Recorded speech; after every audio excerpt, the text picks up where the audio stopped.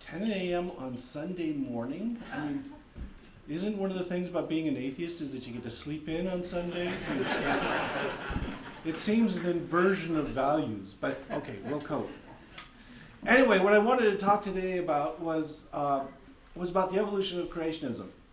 Because one thing people don't realize is that over the years, creationism has gotten increasingly radical. It's gotten weirder and weirder year by year. And nobody notices. We all take it for granted. At the same time that it's getting weirder, we're finding that the number of people who accept it stay the same. So it's like, you start off with something that's mildly off, and the powers that be keep cranking up the dial to make it crazier and crazier, and you're just sitting there like the boiled frog, absorbing it all. And that's what's been happening with creationism. So let's go back to the beginning. If we go to the next slide. You've all seen this, right? You've heard of Archbishop Usher, the primate of Ireland, who in the 17th century did a careful analysis of the book of Genesis, counting up the kings and patriarchs and the ages that they lived in, and adding those up, and came to the conclusion that the earth was created in 4004 BC, so it's 6,000 years old. It wasn't just adding up the ages in the Bible, though. He also had a very numerological approach, where he said, okay, there were 7 1,000-year periods, exactly 1,000. That's how we got the precise date of 4004 BC, is Jesus was born in 4 BC, and there were 4,000-year periods before that. And then there were supposed to be 2 more, and then the tribulation, and we are supposed to be living right now in paradise. So he kind of missed the boat there. Anyway, he developed this very elaborate scheme to justify arguing that the earth was 6,000 years old. Now, the thing is, this was a reasonable stab at an attempt to figure out how old the earth was. It was a document he was familiar with. He tried to use the document in a somewhat appropriate way. He was not a trained scientist. He was not a geologist. He did not look at the geological data. The geologists at that time all looked at him and said, well, no, that's wrong. That doesn't work. That doesn't add up. But still, he charged ahead and published this. Now, I got this particular diagram on the internet. It was mailed to me. If we hit that space bar again. This is a statement from the people who send it to me, where they say that this is absolutely precise. It proves that the earth is 6,000 years old. They are selling this. They're selling Usher's book right now for the low price of $25. You can get a copy of this. And they're billing it as the most accurate summary of world history ever. I'm not talking about people doing this in the 17th century. I'm talking about people doing it now, right now. This actually comes from a site called WorldNet Daily. I don't know if you've heard of this. Many of us prefer to call it World Nut Daily, but it's a bizarre, right-wing, very conservative political site, and they're actually arguing that the earth is this young and taking it seriously, ignoring all the science. And this is kind of a theme of what I'll be talking about. Creationists ignore the science. Okay, so Usher in the 17th century makes this pronouncement. In 1803, another guy made an argument, if we go to the next slide. So this is William Paley's work. William Paley wrote a book called Natural Theology. And in this book, he tried to summarize the argument for design. He was saying, here's this example. He says, if you're on a heath and you find a stone, you're not going to be surprised. You're not going to think, oh, well, magic brought it there. But if you find a watch, you're going to be stunned at its complexity, and you're going to see all these intercorrelated parts, and you'll say, that must have been designed. That must have been built by a creator. And so he's trying to extend this argument to the entire world. So he's making an argument from ignorance, that he doesn't understand how this came to be, therefore the only reasonable explanation is that it must have been a creator. This was an extremely influential book. Charles Darwin himself cited this book and read it thoroughly as a student and thought it was a masterpiece of logic, and actually praised this book. And then he went on his voyage of the Beagle and came back with some new ideas and wrote a book called The Origin of Species. One really cool exercise to try sometime is get a copy of Natural Theology by Paley and read that. Then read Charles Darwin's Origin of the Species, in which you discover the correspondence is nearly perfect. The Origin of the Species was written as a chapter-by-chapter rebuttal of William Paley. It's stunning when you actually see it, that you find entire passages where you can tell that he's answering an objection raised by Paley, and he goes on at length. The difference is that Paley doesn't know how the natural world works, so he's making an argument from ignorance. Darwin, in his book, is making an argument from the evidence. He keeps on bringing up these examples of how the natural world actually works. Now, the thing is, this was written in 1803, published in 1803. It is the basis of the intelligent design movement. They make exactly the same argument nowadays. What you may not know is that this was very effectively refuted. If we go to the next slide. This is a short quote from an essay refuting deism, in which the author takes apart this whole argument from Paley and says, no, this doesn't make any sense. You can't just simply say, because it's complicated, it must have been designed. The question is, was it designed? And simply pointing to the features of the system are not adequate. You have to show design. This is a very thorough discussion of this. And the remarkable thing is that this was published in 1814, if you tap that again. And it was written by a poet. So that's the remarkable thing here. Percy Shelley, famous romantic poet. Brilliant guy, apparently, because he was smart enough to refute a theological argument using the science of the day. And also using these things that have been well established for a long time, like logic and reason, which he applied to this. So, this is what I tell people is when they bring up intelligent design, I say, go read Percy Shelley. Okay? It's been dead for almost 200 years. Percy Shelley blew intelligent design apart. You can actually find this essay in Hitchens' book, The Portable Atheist, which you all own, right? Fantastic book. All kinds of nice historical essays. You should look at it. But what it gets down to is that we're dealing with two very different approaches to the world. If we go to the next slide, I gotta remember what the heck was up there. This is William Paley's approach, right? So he's making an argument from ignorance. He's saying, I don't know how this works. It's really complicated, and he's equating complexity with design. If you tap that again, this is Charles Darwin's argument. Like I said, his book is a refutation of Paley at every step. And what he's saying is something very different. Tap that again. What Paley is saying is, we don't understand this, it's really complicated, therefore it must be designed. And Darwin is saying, no, look at the evidence. Here's the evidence. We go through the evidence and we can see the incremental steps that give rise to complex structures. And none of them require the intervention of a designer.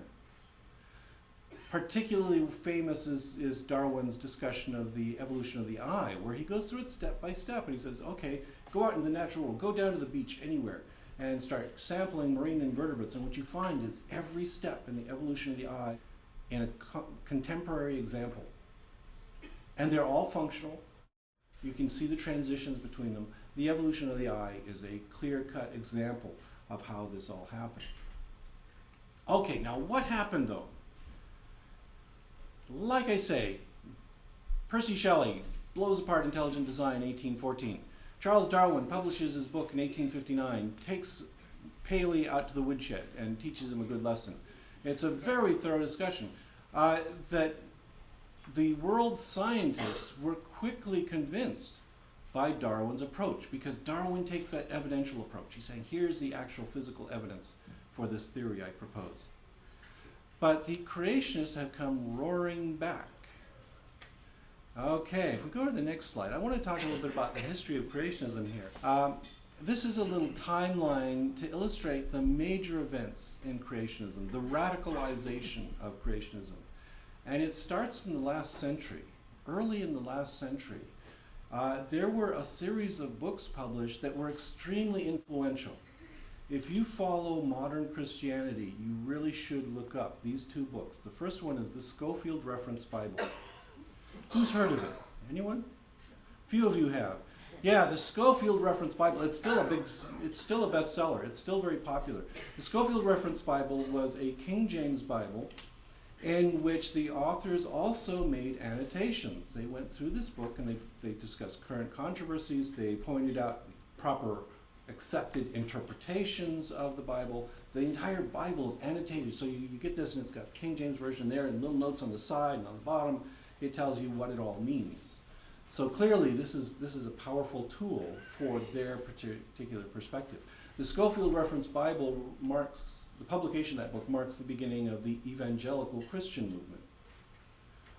The evangelical Christian movement set itself apart by focusing on certain issues that were highlighted in the Schofield Reference Bible, including, in particular, evangelism, the obligation to get out and spread the good word among the heathen.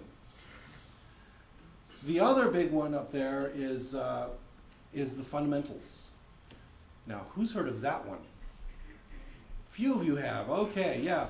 The Fundamentals was a 12-volume set of essays that was put out by the Bible University of Los Angeles. Again, it was very, very influential. What it was a series of authors who talked about what it means to be a Christian and says, here's the fundamentals, here's the basic core of being a Christian. That's why it's called the Fundamentals.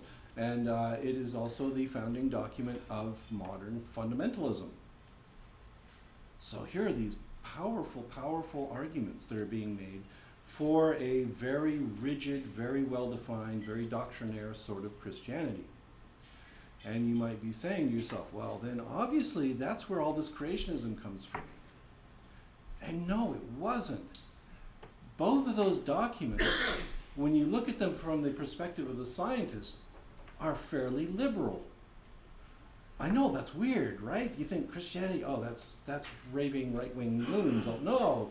At this time, they had a fairly liberal perspective on the sciences. And what they said was, science is actually revealing truths about the world, about God's creation, as they called it, and we ought to respect that. We're going to be trying to reconcile science with religion.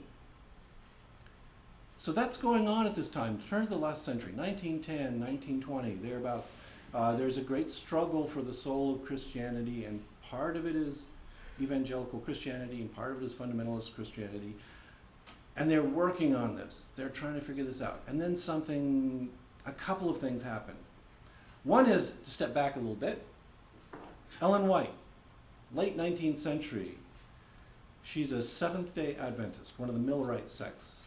The Seventh-day Adventists were well known at that time as a small cult-like group that prophesied the end of the world. They had a great disappointment when the world didn't end when it was predicted, but they kept carrying on. They also had a belief in prophecy, divine prophecy.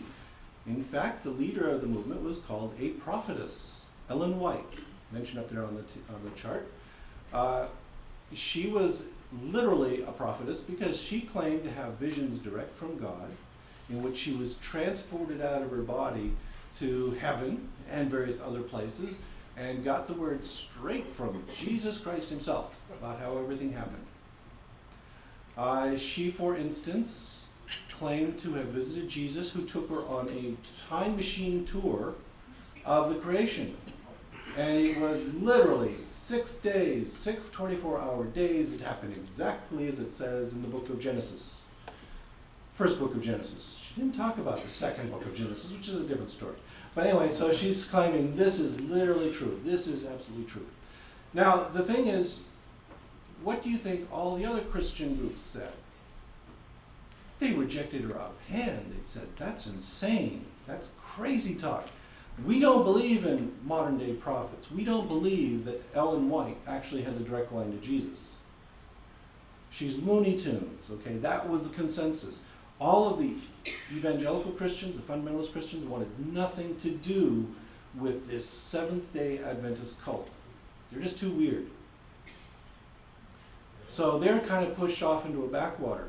But what happens here is people play a big role, and I think this is a great example. Don't ever think that just because you're one person, you can't shape the way an entire nation thinks.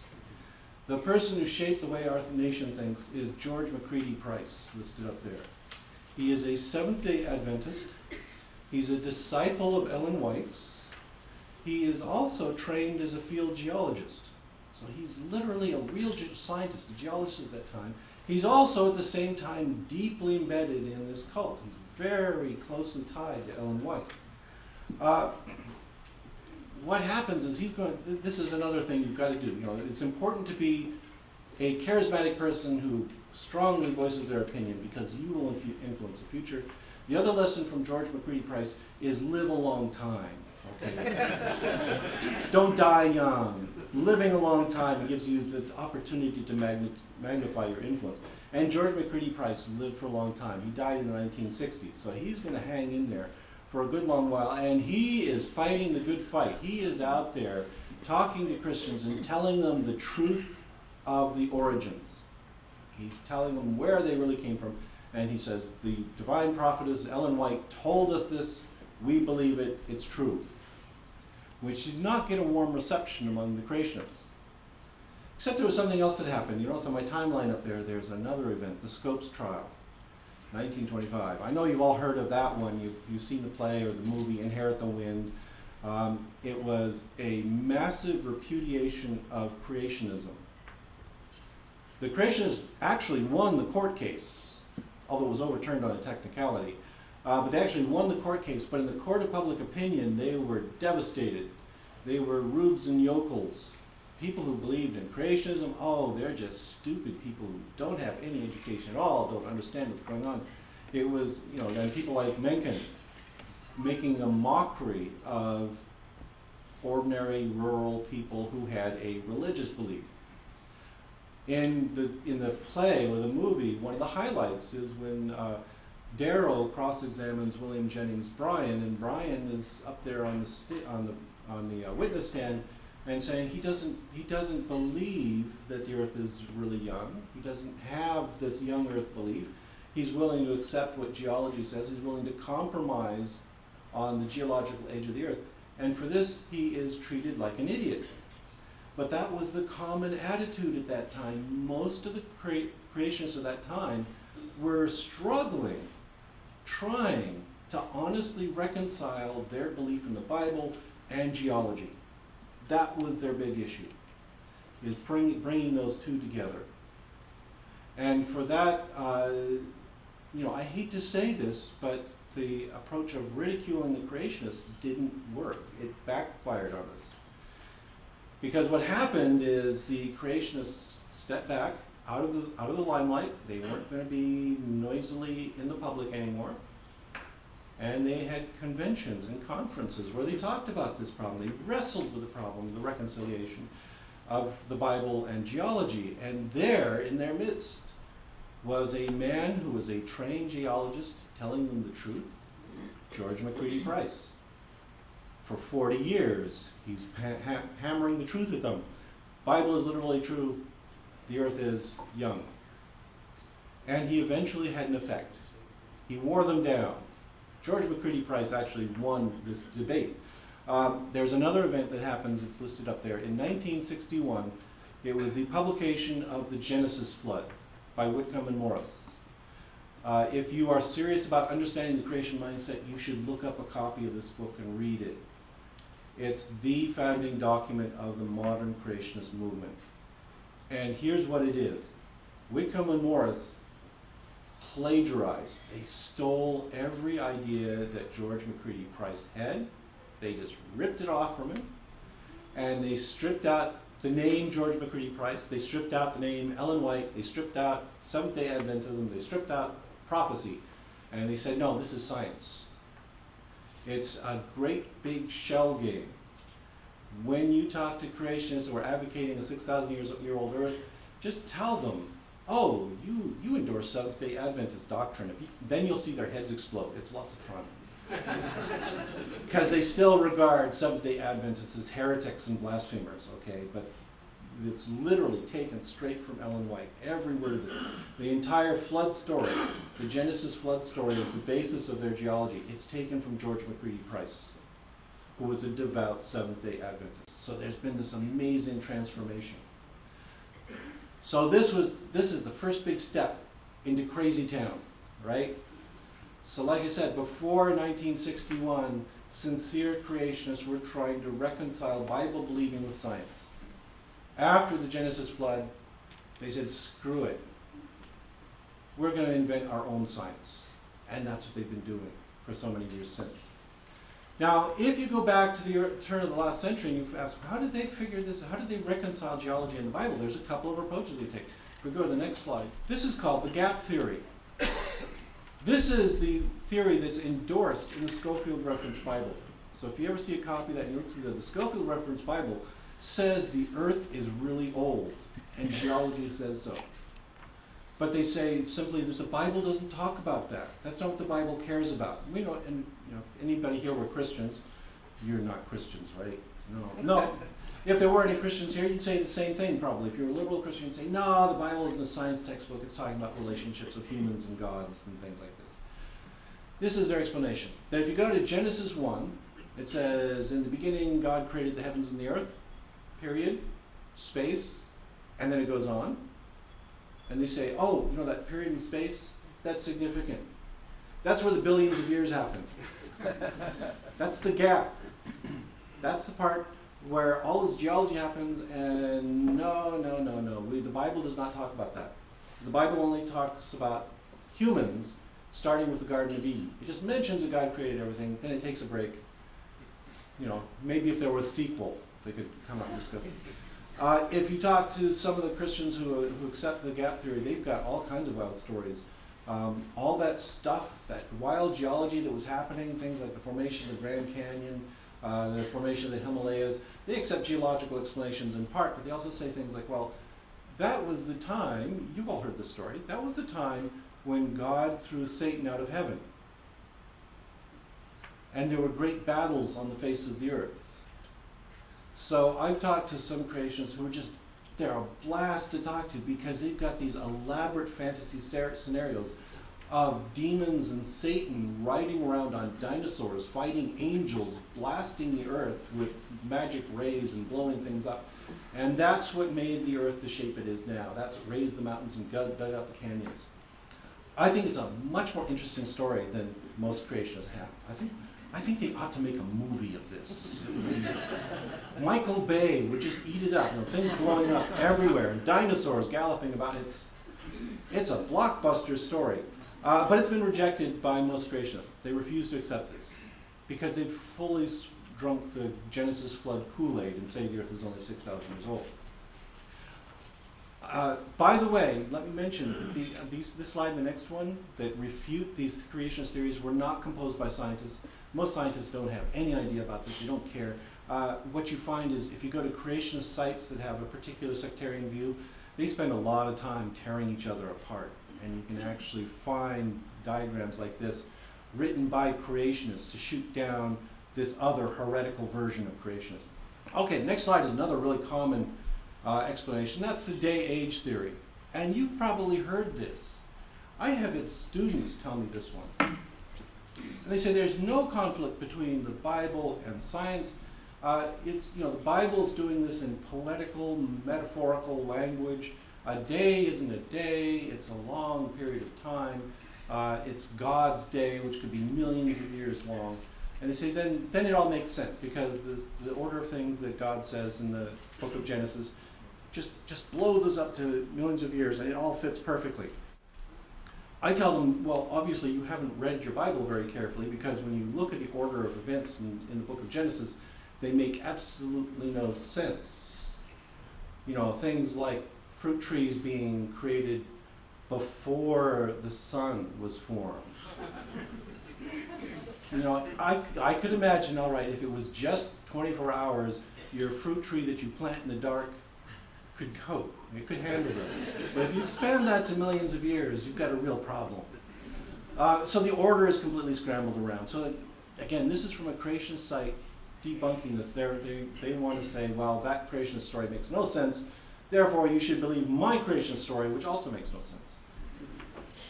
The major source of creationist information in the world today is an organization called Answers in Genesis. You heard of this one? Yeah. They're the ones that have the big creation museum in Kentucky. They've got buckets of money.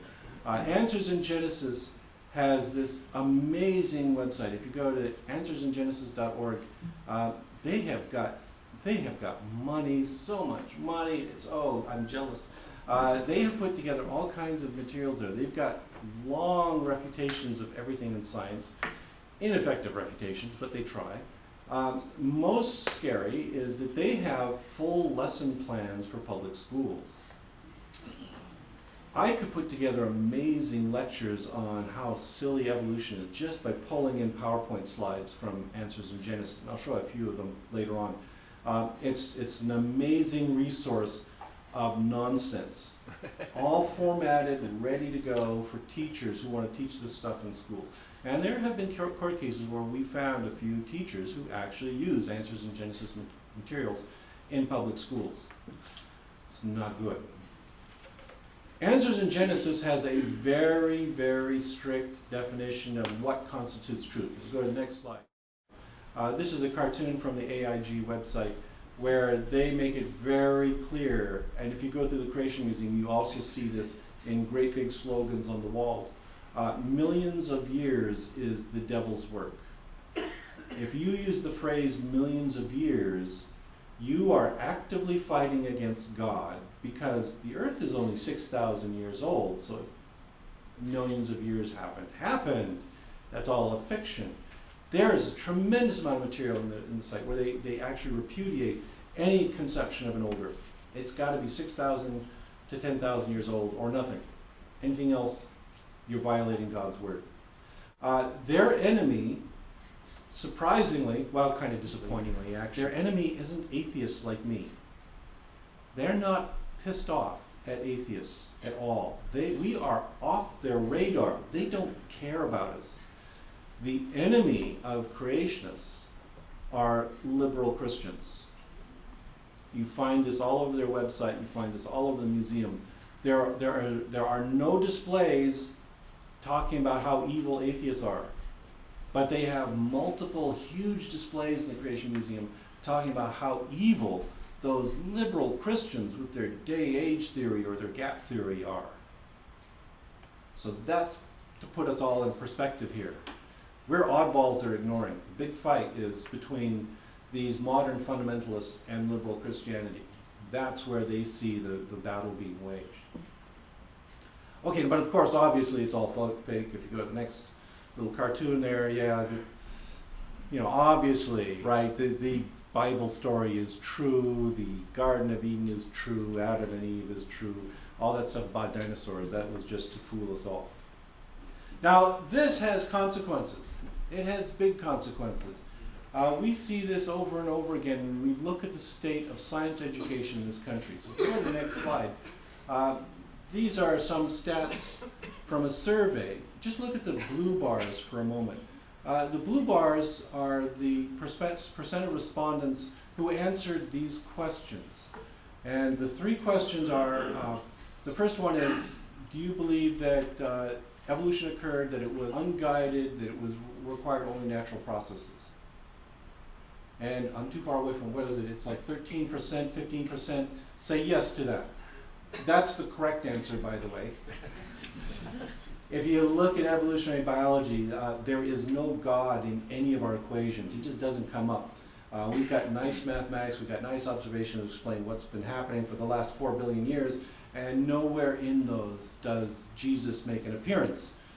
So the correct answer is the one that's got the lowest percentage of correct respondents. The next choice is a more liberal Christian view. That is, evolution is the way God created the world. That they argue, do you believe in evolution? Do you believe the earth is millions of years old? They say yes. Do you believe that God guided this process? They say yes to that too.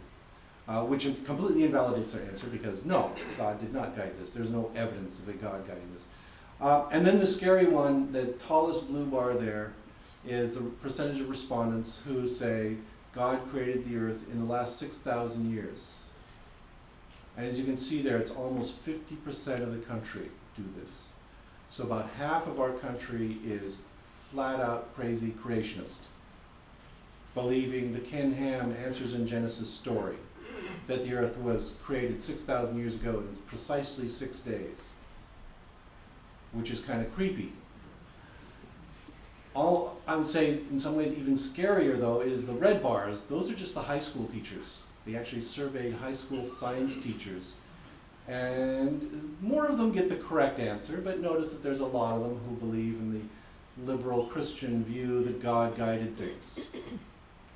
So these are the people shaping our children's minds. These are the guys and women and people promoting these new scientific ideas, and they're filling our kids' heads with bullshit.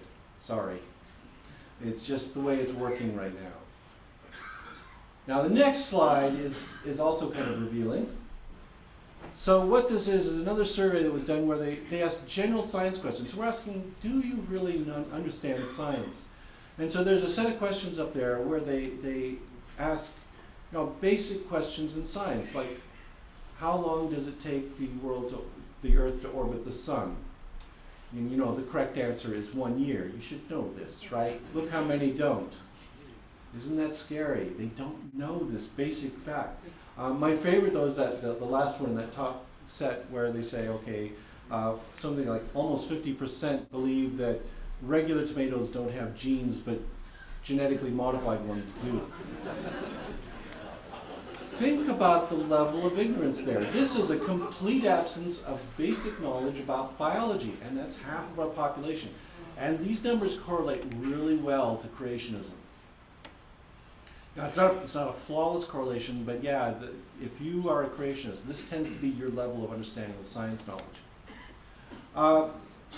There's another interesting statistic down there in the bottom right corner. There's another graph, which is a survey of students at different ages going through the public school system, asking, are you competent about science? Do you understand science at a level appropriate for your grade level? And the amazing thing about that is that as you look at those bars, they go down as you progress through public school. Our public schools are actively sucking knowledge out of the brains of our kids. They're getting dumber as they progress through this. And a lot of it is because teachers are conditioned to avoid controversial subjects. Okay? They're not actually, but what's actually happening here is that our expectations of science knowledge go up as the kids get older, and they're not actually sucking knowledge out of them. They're just not telling them about things that might get angry parents storming their office and yelling at them about it. Because this is something I've noticed universally when I've talked to teachers. If they bring up evolution, they get a whole bunch of parents coming and screaming at them about satanic influences, but they don't get liberal, smart, educated parents coming and saying, good job, I'm glad you're teaching my kids this important stuff. So just those of you who are parents, keep this in mind. If you hear that your kids are learning about evolution, it would be nice if you'd counterbalance the loons and go in and tell the teachers, I'm glad you're teaching this important concept, because P.Z. Myers told me that they'll need it when they get to college. And they will. Okay. Now, another issue is, how does this happen? How can this be going on? How can we be getting these bad ideas spread through the communities? And the answer is that there are a number of very well-funded anti-science organizations that are working away. So if we go to the next slide and tap it one more time. Yeah, okay, so what I'm going to show you is a breakdown of the revenues of these organizations. You can get this stuff. It's public information. These are charitable organizations that file for nonprofit status. So they were required by law to submit documents, publicly available documents that cite how much money they bring in. And there's a number of organizations listed here. There's Answers in Genesis. There's Reasons to Believe. Reasons to Believe is an Old Earth creationist organization. There's Christian Science Education, which is Kent Hovind's old organization.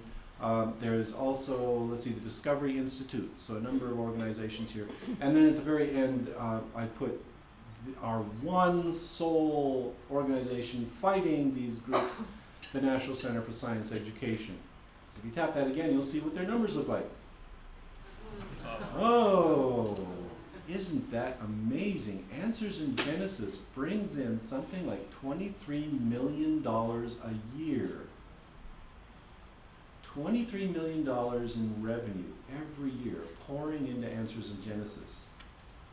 And the others are no slouches either. They're actually bringing in some pretty good money too.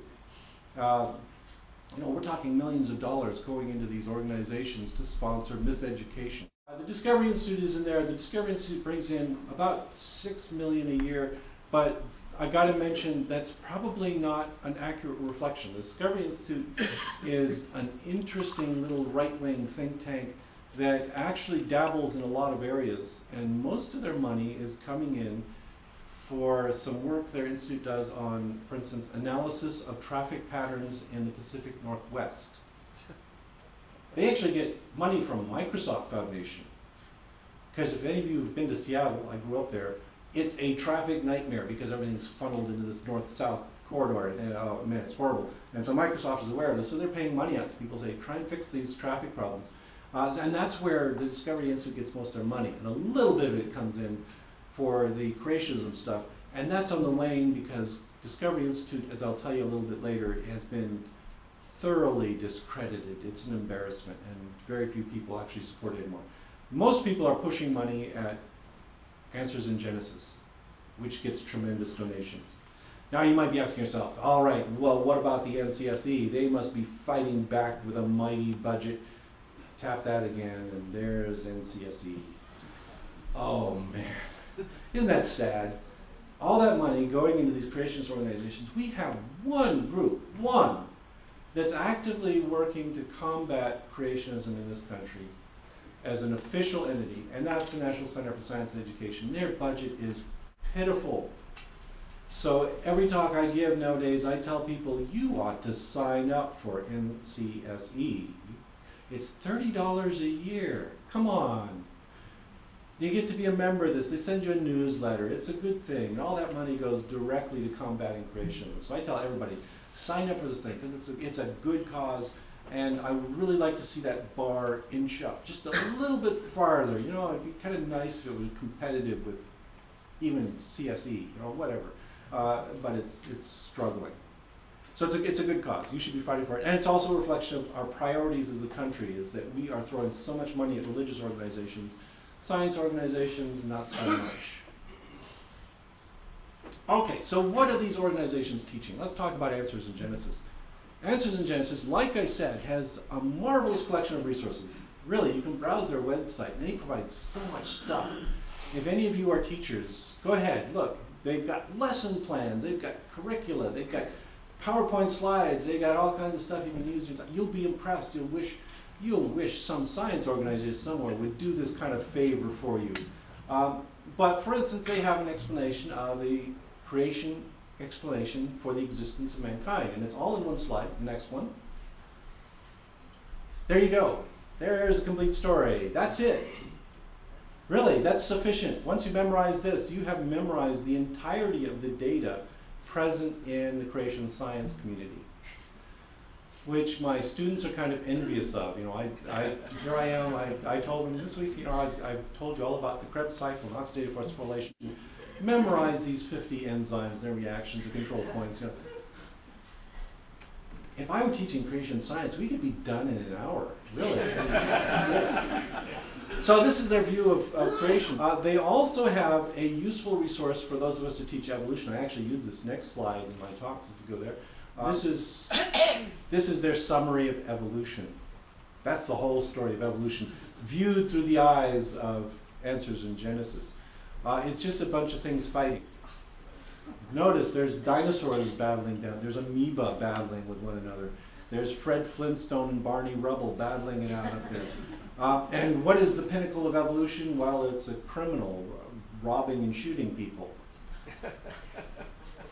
It's kind of a nice contrast. Again, I show this in my evolutionary biology courses. We dismiss the creation side in about 2 minutes, and then we spend the rest of the semester talking about all the real data, all the real evidence behind evolution, which is nothing like this, by the way. This is false. Please don't show this in your classrooms unless you're going to laugh at it and mock it. So what's the perspective behind this? How can they come to this conclusion? Well, they've got an explanation for that. The next slide. And you see this all over the Creation Museum too. And it's a lie. What they say is that there's a body of evidence, and they say, we creationists, we address the evidence too. We interpret the evidence just like scientists do. The difference is scientists interpret all that evidence through the lens of their godless, materialistic worldview, while we interpret all the evidence through the lens of the Holy Bible, which obviously makes them better, right? That's their whole point of view, is they claim over and over again in the Creation Museum. As you go through the Creation Museum, they say, we look at all the evidence, just like the scientists. It's just that we have the Bible as a supplement to help us understand it. And like I say, this is a total lie, because they don't. They don't look at all the evidence. They ignore 99.9% of the evidence. And they cherry pick the bits that are controversial, that allow them to claim that evolution is a theory in crisis. So on the next slide, you can see the entire basis for their worldview is the Bible. And it shows. Now, how many of you here have read the Bible? Wow, more of you than read Percy Shelley's essay. You should fix that. Remember, Portable Atheist by Christopher Hitchens? Good stuff in there. Yeah, we've all read the Bible. We know. And the Bible is not a science textbook. It does not explain the details. It does not summarize the evidence. We could have the gap theory proponents openly admit that there's that, that's the space between the first two sentences where all of geology is encompassed. And that's literally true. That's the approach the Bible actually takes to this. So it's crap throughout. But that's what they say. We're going to use the Bible to inform everything. So I'm going to just show you a few slides from my visit to the Creation Museum, just to give you an idea of the kinds of things they talk about, which are surprising. So this next slide, this is one, I sometimes talk to Christian audiences. I don't get lynched, that's really astonishing. But I sometimes talk to Christian audiences, and I show them this slide, and I say, look at what Genesis is saying. They are saying, and they say this many times throughout the museum, that there is a fundamental conflict, and the conflict is between man's reason and God's word. Now, think to most of the Christians if you know intelligent Christians, there are intelligent Christians, and you talk to them, they will tell you that they respect reason, right? Reason is important, reason and logic. They respect evidence. Answers in Genesis says, no, don't. Reason and evidence, they're the Satan's lure. Ignore those. You say everything is derived from God's word. That's where you have to get all of your story. So it's an interesting conflict, because at one point they're saying, we pay attention to all the evidence, we just interpret it through the Bible, and then they come around and they say, oh, ignore all the evidence, ignore all the reason, just use the Bible. So they're constantly juggling this. The only thing at the center of everything is the Bible. But anyway, this is just illustrating their perspective. So on the left, I have to imagine, I can't see it, but anyway, there's a little diagram of the evolutionary tree, which is this great big bushy thing going back to an original root, which has been well documented and well supported by the scientific evidence. And there, on the other side, is their model, which was everything was created exactly as it was. So God created a butterfly, poof, there's a butterfly. And then there was variation within the butterfly kind, and that was kind of it. But you never had a butterfly evolving into anything else. The next slide extends this to human evolution, which is this is hilarious, because on one side you see the creation model, which has a chimpanzee at the base there, and this is all the creation model, excuse me. So it has the chimpanzee at the base there, and chimpanzees diversified into all these other forms. So when you read National Geographic and you see Australopithecus afarensis, and you see Neanderthal man, and you see all these exotic fossils coming out of East Africa, those are all children of chimpanzees. Okay, they're all just apes. Ignore them. Then you look at humans. God created humans in his image, and we haven't changed one bit, not once, in the last 6,000 years. That's that straight line going up there, which is comical in its contrast, because apparently we're special. We never vary. The other thing you'll notice in all these diagrams is they all include a little space there where Noah's flood occurred, where you had extinctions, and they talk a lot about the flood at the museum. Another interesting thing about the Creation Museum, though, is the way they interpret the science. So in the next slide, this is a very standard kind of diagram illustrating the evolution of the horse. The horse evolution story is very well documented. We got lots of fossils of these, and what we see is a transition over time from small animals, little short guys with the size of a dog, that were largely browsers living on bushes and things like this, to larger and larger animals over time that evolved into grazers, living on grasses and on plains. And it's thoroughly documented. It's hard for the creationists to ignore it, right? Because you can go to any museum and there's this pile of skeletons, all reconstructed, showing this transition, all with different dates. Well, their explanation is really interesting. What they say is, yes, that happened, but it happened over the space of 4,000 years. It's a kind of hyper-evolution that occurred at an incredibly rapid pace, just zooming along. It was so fast, they say, that genetics can explain it, therefore God must have done it.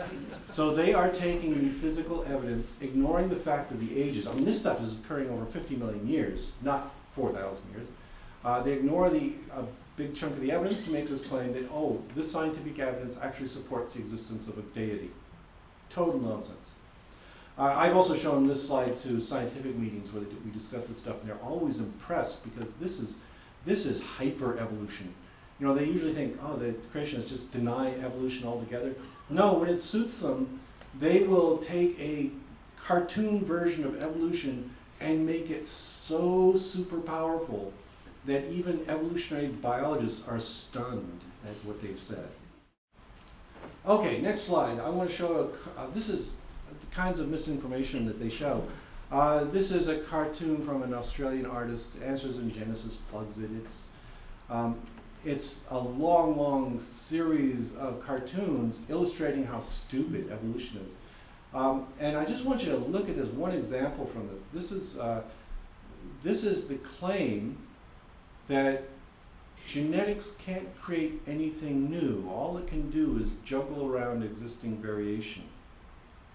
And the way they do this is by claiming, well, you can't create new genes or even new bases within genes.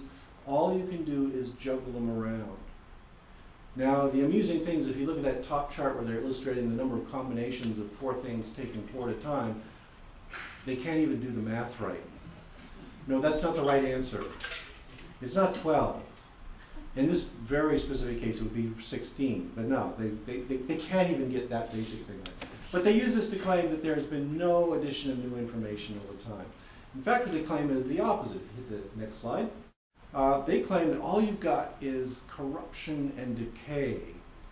I don't know how they reconcile that with the other argument that there's no real change, but yeah, they say that there's corruption and decay.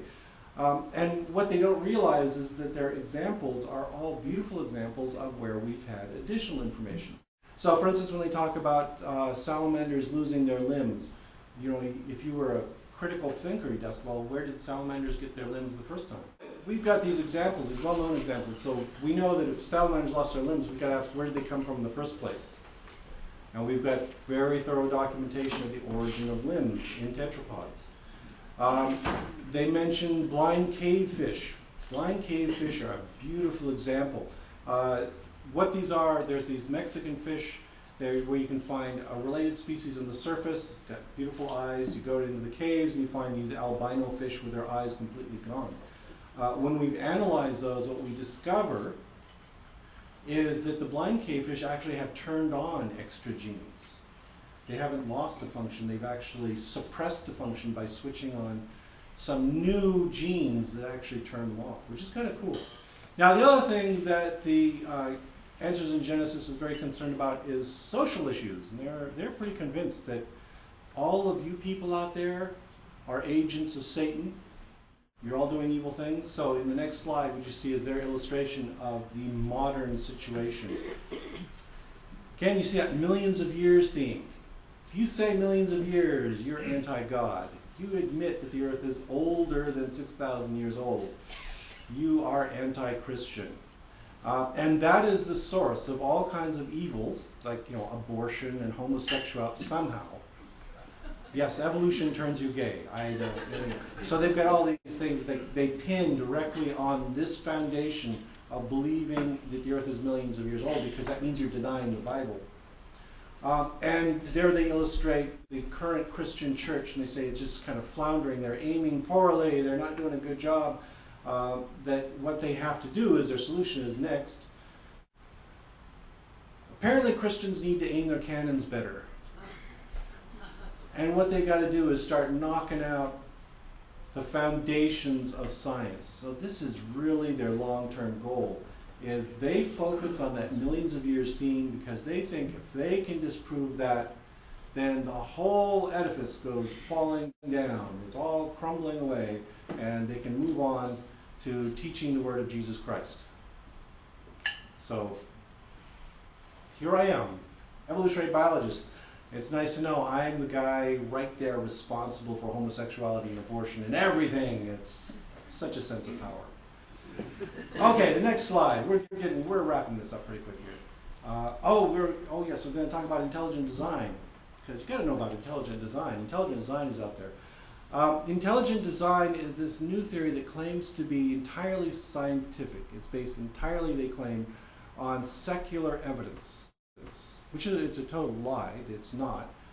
They have their own rationale for how life arose. And if we go to the next slide, this is the hot book that came out last year from the Discovery Institute by Stephen Meyer, all about the intelligent design explanation for our existence. Has anybody read it? No. I know. I don't know of any creationists who've read it either. It's a terrible book. It's like 600 and some pages long. It's repetitive. It's tedious. It mostly consists of Stephen Meyer telling himself how clever he is to figure this out. It's a painful read, and I had to dissect it for a review, and that was a painful month reading it. Anyway, I can digest it down for you. I'll tell you exactly what he says. That he's got an argument he makes there. And if you hit that space bar one more time, there it is. What does it say? It says, this is his argument. Biology is really complex, right? And what a big chunk of the book is going through examples of complex biological systems. As I just told you, I'm teaching cell biology this term, and I left my students with so much complexity to memorize before I get back. So, we know this stuff. We agree completely. Biology is really hard. There's a lot of material there. It's difficult. It's complicated. Cells are complicated things. Then he makes his next claim, right? That the only way you can get complexity is if you have a designer to do it. The natural processes cannot generate complexity. And this is where his whole argument falls apart. Because this isn't true. There are lots of natural processes that generate awesome complexity. The hallmark of design is actually not complexity, it's simplicity.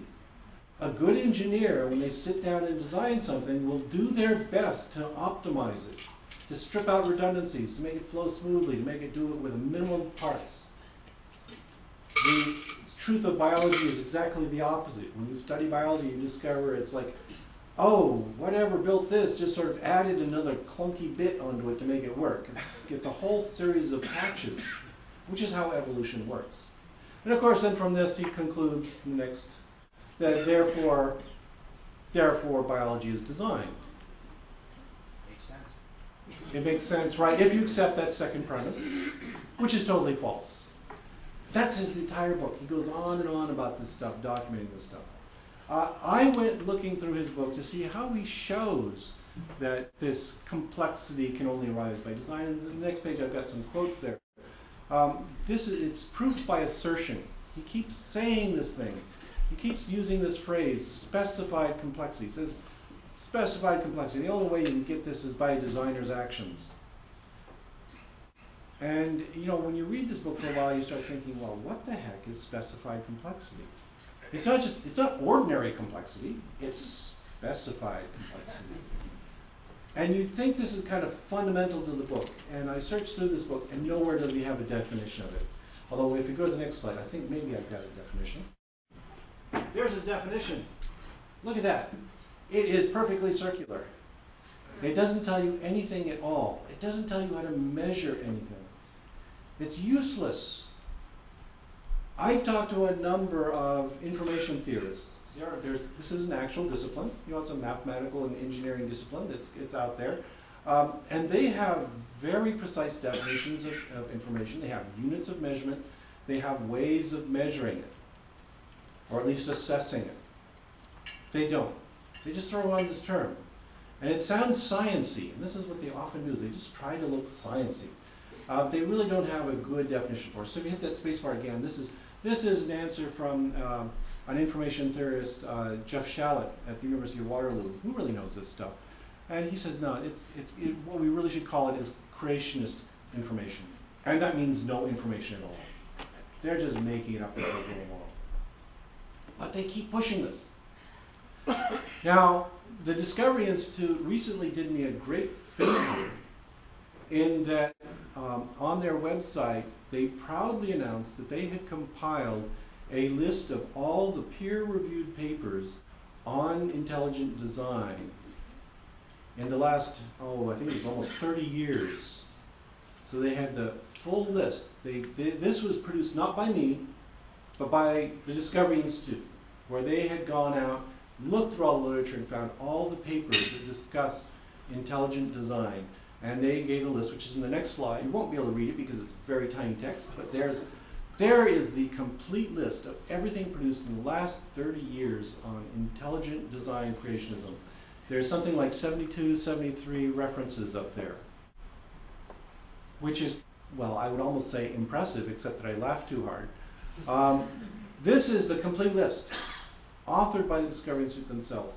And so I thought, well, what about the alternative? What about the complete list of evolutionary biology papers published in the last 30 years? And I thought I'd go look. So I went to this site called PubMed. It's maintained by the NIH.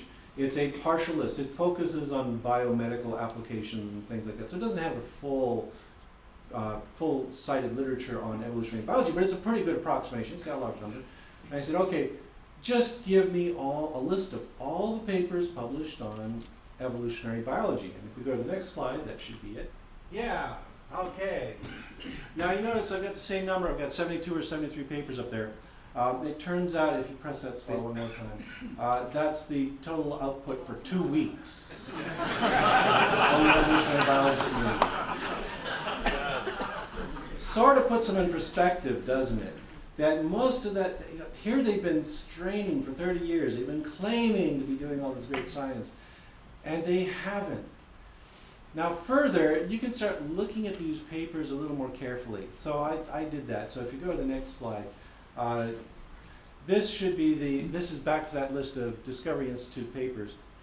I went through this and looked very carefully at these papers, and most of them are junk. Most of them are published in really poor quality journals, off journals, vanity journals, terrible places like this. And I just want to highlight one thing about this is when I looked through this list, I was surprised to see one name that kept popping up, David Abel. Has anybody heard of David Abel before? Because you read my site? Or you've heard of him? Okay.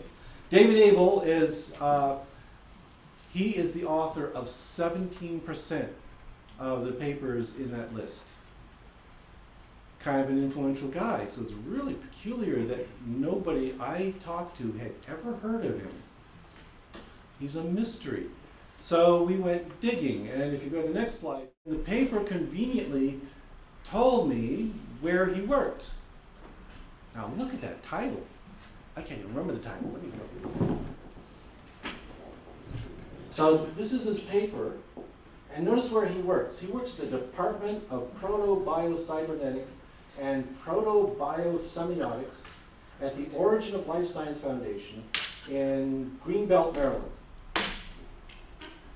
Wow, I don't have a title that nice. That's a really impressive title. That's a whole bunch of scientific disciplines I had never heard of before.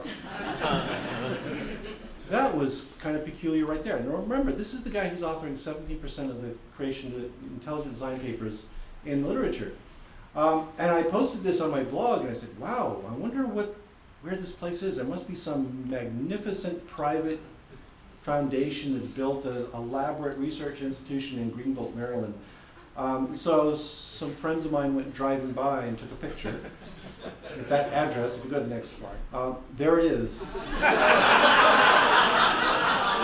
That's the Origin of Life Science Foundation. The Department of Proto-Biosemiotics is probably the bathroom window. And again, I posted this and people said, oh no, that can't be. They wouldn't lie to us that much. So I just want you to touch that button one more time and I zoom in. If you look really closely at the garage, there is a sign there. It is officially the Origins of Life Foundation headquarters. It's some guy's house in a cul-de-sac in a Maryland suburb. And it turns out that David Abel is a retired veterinarian. That's it. That is the most prominent scientist in the intelligent design community. Aren't you proud? They're there, working away. So like I said, Discovery Institute is actually waning. This kind of thing just makes a joke of them. They got totally spanked in the Dover trial. Very few people are actually openly adopting intelligent design creationism now, except for a few hardcore old school members of this group.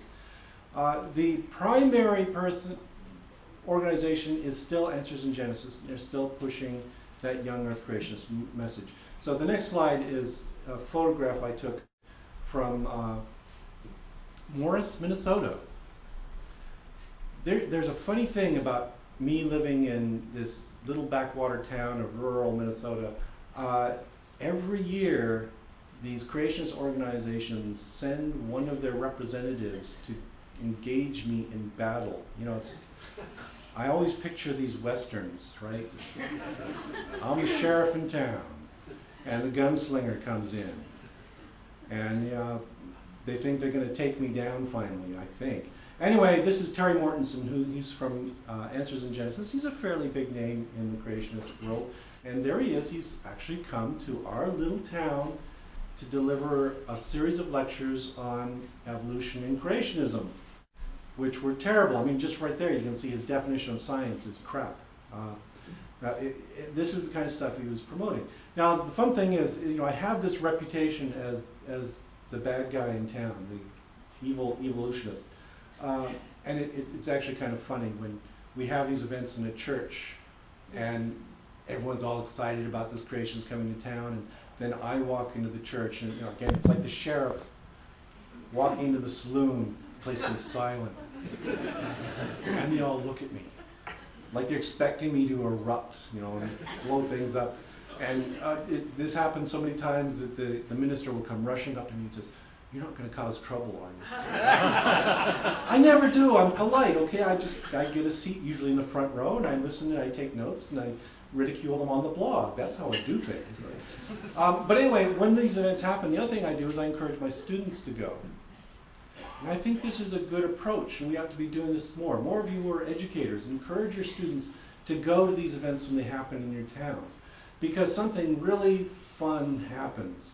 You've been teaching them about evolution. They've been learning about science. They're learning how this works. And they've got, a beginner's good grasp on the concepts. And they sit there, right there in the front row with the professor, and the expressions on their faces when the creationists start talking, it just warms my heart. Jaws are dropping, they're gasping, they're turning to each other and whispering, "He didn't really say that, did he? That was a lie." They're going on, they're really excited about this, they're really outraged. And then of course you get them back in class the next day, and that's all they want to talk about is that big fat liar at the seminar who just told all this crap, and they can't believe that anyone would fall for this. It's wonderfully motivating. And then what happens, of course, is then you encourage them to develop outlets. So at my university, I encourage them to do things like blogs. So next slide. One of the students who attended that event, Kelly Cable, has a blog.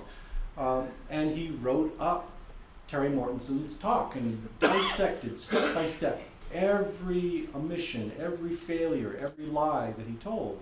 It's a fairly long post. If you look up Kelly Cable, you can find it.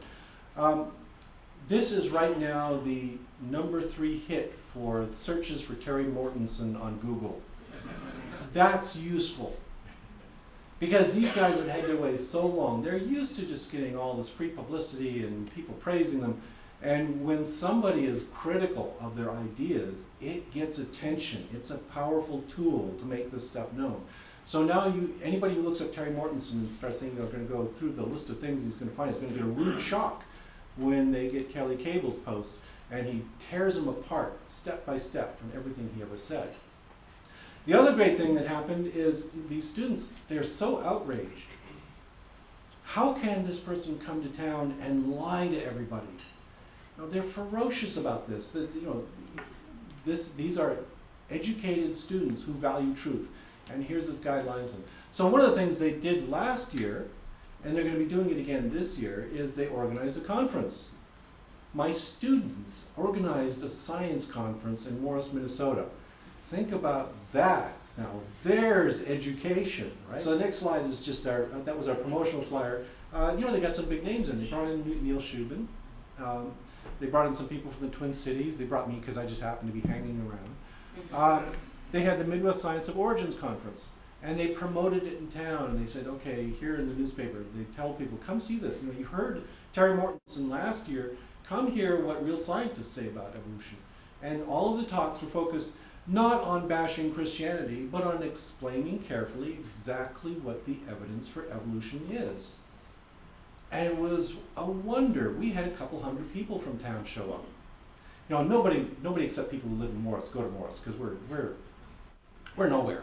But it was all these local people who came to hear this stuff, and it was phenomenal. You know, Neil Shubin shows up, and he's brought along Tiktaalik, the famous transitional fossil. He's brought the fossil with him. They got to come up and touch it. Now, this is a powerful approach for getting people to address the lies of creationism, is get them involved. And you know, I take as a lesson this next slide, which is a quote from Charles Darwin. This is a message he sent. You know, he's writing this book and he knows it's controversial. And Charles Darwin was telling people that what you've got to do is get out there and talk about it. That you've got to bring your views to the public. That you've got to, let me be very specific and get the quote exactly right there, the stuff I put down there in bold. He says, do good service by conscientiously expressing his conviction. Or her conviction, that's great too. What he's doing is he's promoting this idea that the way to get at the truth is you've got to get people talking about it. Don't sit there quietly. If you have something to say, express it. And he's addressing this to everyone. The people who disagree with him, the people who agree with him, and saying this is important. Get this message out there. And I think that's a good message to leave with you. That here you are, you've heard about the horrors of creationism. I presume all of you are promoters of science.